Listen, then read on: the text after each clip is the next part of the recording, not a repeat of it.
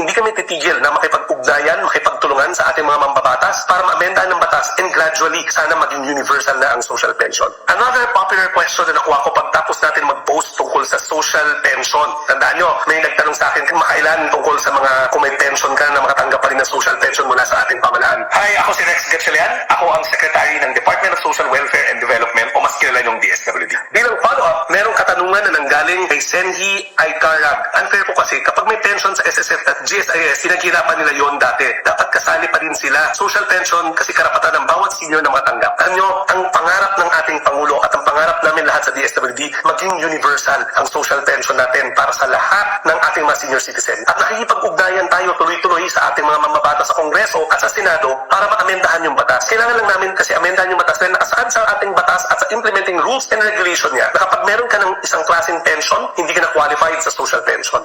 Hindi kami titigil na makipag-ugnayan, makipagtulungan sa ating mga mambabatas para maamendahan ng batas and gradually sana maging universal na ang social pension. Yan ang posisyon ng DSWD. At ang tanong naman, paano ba pinipili ang ating mga social pension beneficiaries? Makailan, may batas rin na lumabas yung CDMS law o yung Community-Based Monitoring System kung saan ang Philippine Statistics Authority na ang nag-survey at sila na rin ang nagbibigay ng listahan sa DSWD. Sumusunod lang kami sa listahan na ibinibigay ng PSA kung sino ang magko-qualify para sa social pension natin base sa edad at sa estado nila sa buhay kung indigent ka. Kasi yun ang nakasaad sa ating mga governing rules and regulations.